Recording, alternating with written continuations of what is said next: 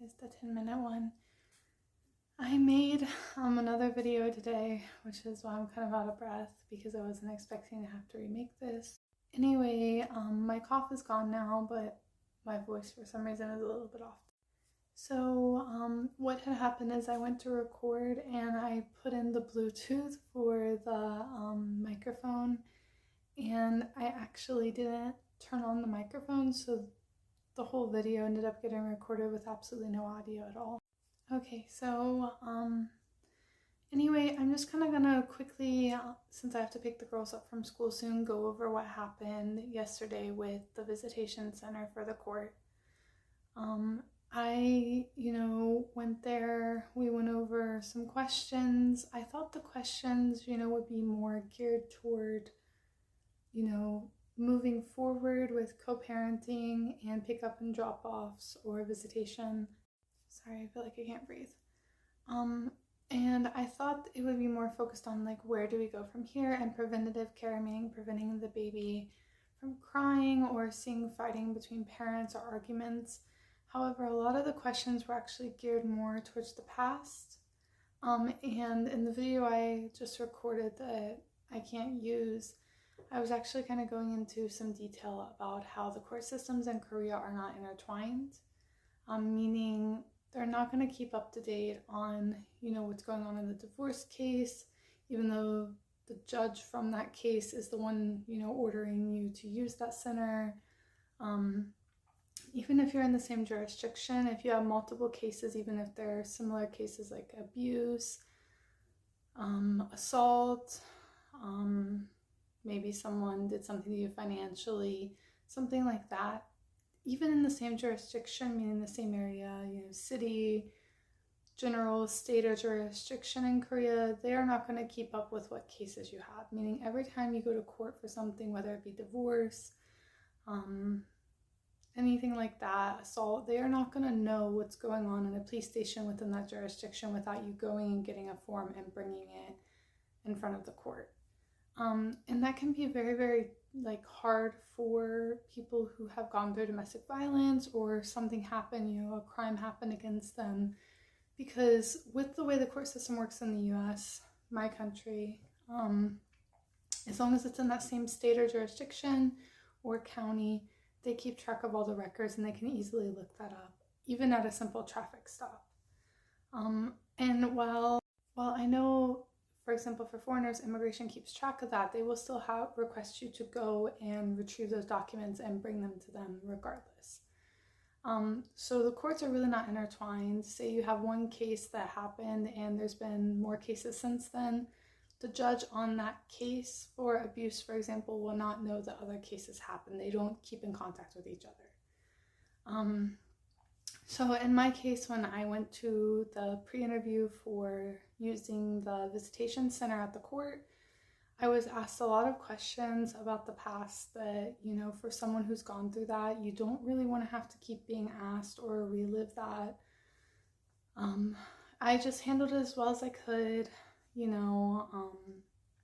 My primary focus was to see the baby, so I just got through it, but it does kind of get to you, the fact that you have to keep repeating over and over again to people within the same system, what has happened. It can be a bit hard. Keep in mind, I'm generalizing what I was going to say in the last video because I don't have a lot of time right now, and I'm kind of a bit out of breath. But I just don't feel that the court system in Korea is set up for victims. I feel like it's just set up, the law plain and dry, and however long it takes, and the way that the system's set up here for policing as well as court, they don't really take into consideration how much people who have gone through things such as violence, etc., relive those moments when they have to constantly repeat themselves and constantly keep all these other parties within the same system up to date on what has happened. And I feel like even some of the questions that are asked in a lot of these cases, such as the center that I went to yesterday, they're just lacking consideration for what someone has gone through. the system, just all in all, is not really set up for victims, and it's not set up for, you know, keeping mental health in mind and keeping people from having to re-experience those events. So if you're, I don't know, I'm so out of breath. If you're a foreigner here, it's really good for you to get a sense of community, whether that be in person, online. I am and have been in a foreign moms group. There's dads in there as well. And it has helped me a lot with moral support, despite, you know, being busy and not necessarily getting to go out with friends. Not only that, when we first went to talk with the person who will be one of the mediators at the center, I brought my interpreter because they had requested that I bring one. I ended up paying an interpreter that I have had throughout my police interrogations or investigations, because she was well aware of everything that's happened. She was more in tune with the full story. But even when I refused to bring one at first because of time scheduling, they said, no, you absolutely have to have one. So that can be another hurdle you might jump through, although I think it was sort of needed for the paperwork stage. The part where, for example, I feel that the whole system in general, not just for divorce, just the court system, how law works here, how policing works here, is how they don't necessarily handle things with grace and consideration. A good example of this is, you know, the visitation center I went to yesterday did seem very worried about the baby's safety, you know, how my son would react. We started off the conversation by, you know, the other parent will not be present through every visitation, but they might have to be called in for the first 1 or 2 visits if the baby were to start crying. So they said, you know, the baby's not seen you in many, many months, and to them you would kind of be, you know, they might be alarmed or fearful a little bit because you would be sort of like a stranger to them despite being their mom. And the first time they said it, I was like, yeah, I completely agree. I don't want to make the baby, you know, distraught or worried at all. I want to do things at their pace. I fully understand.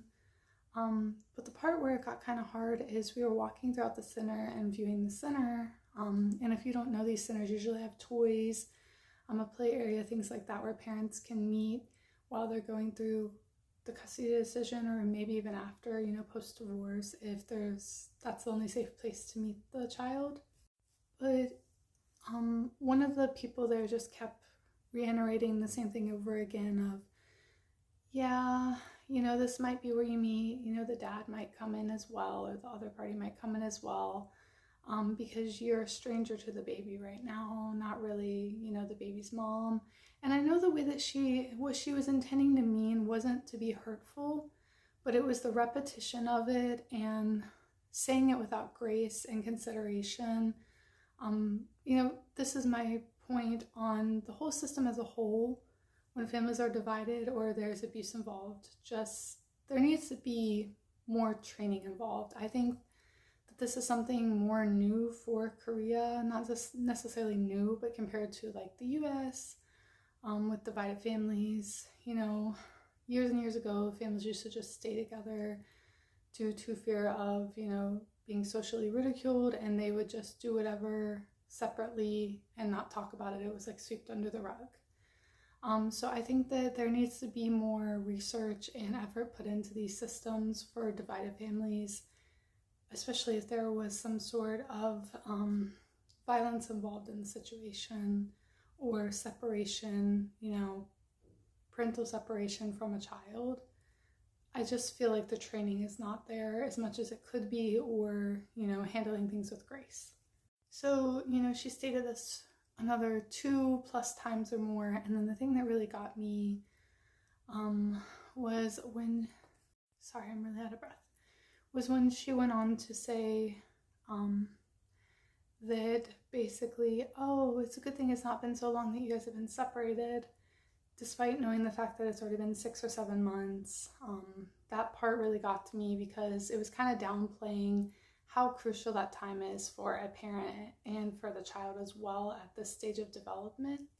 But also the beginning of the interview and all the paperwork was like questions on how my child's currently doing when they already knew I've not seen my child in months.